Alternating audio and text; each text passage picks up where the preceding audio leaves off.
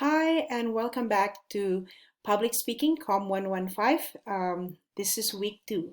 And today we're going to start with choosing and researching your topic. The reason why I want to start with this is because next week you're going to submit the topic for your informative speech. And I think it would be great for us to start from the beginning. And the reason why I want you to understand the concept on developing a solid topic is so that when you start submitting your own topic for the informative speech, you know what are the elements that you need to consider to make sure that you choose a topic that is not only good for you, but also beneficial for your audience as well. So when you develop a solid topic, you start by considering the speech situation. What is the speech about and who is it for? So in this case, the speech that you're going to start developing is an informative speech. And this is for this course. And so what I want you to think about is not only do you need to consider your own interests, but you also need to consider your audience. And this is related to the exercises that we have done from the previous week. Remember that I want you to start sharing your interests as well as sharing about yourself and talking about stereotyping, asking questions about your audience. And I'm hoping that by sharing about yourself, your audience will get to know you better. And by asking questions to your audience, you get to know your audience better as well.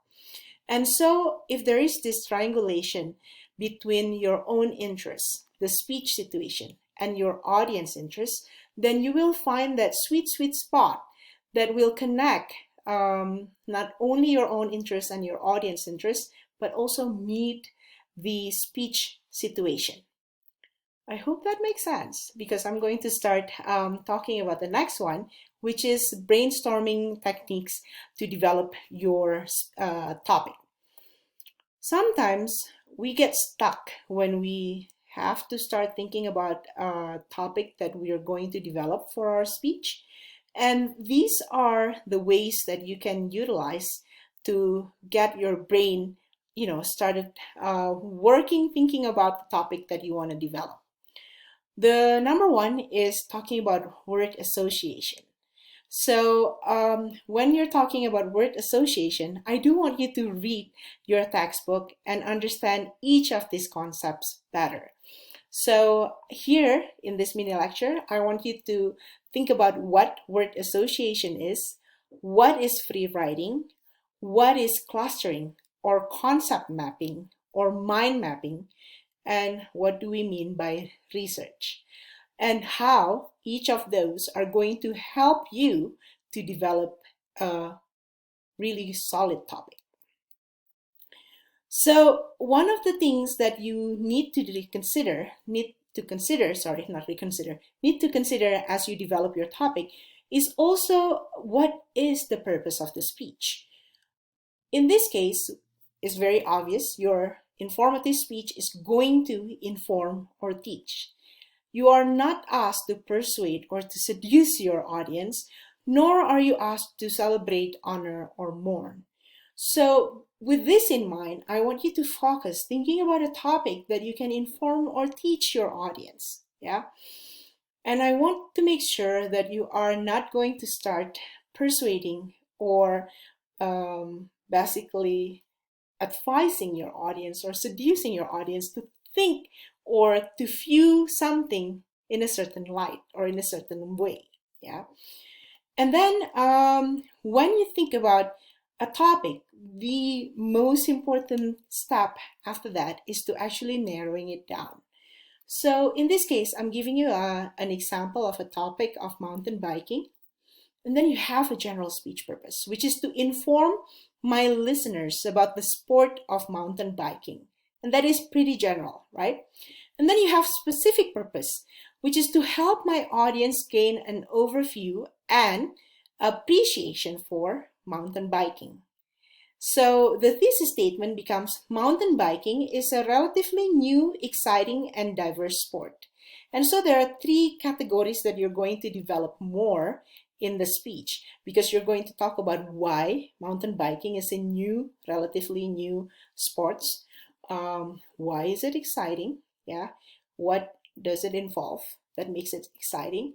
And why is it a diverse sport? So you have three basically main ideas that you're going to develop in your speech. I hope my example makes sense because you are going to develop your own topic, general, speech purpose, specific purpose, and thesis statement in the exercise that follows this mini lecture. So first, you are going to choose a method to brainstorm a topic and develop your topic until you're able to write down all four elements from topic to thesis statement.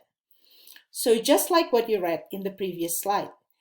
And in addition to submitting your topic, general and specific purpose, as well as the thesis statement in the discussion board that I have already set up, share with us what brainstorming method you choose and why you chose that method. Yeah, of all those four types of basically brainstorming method, which one works the best for you and why?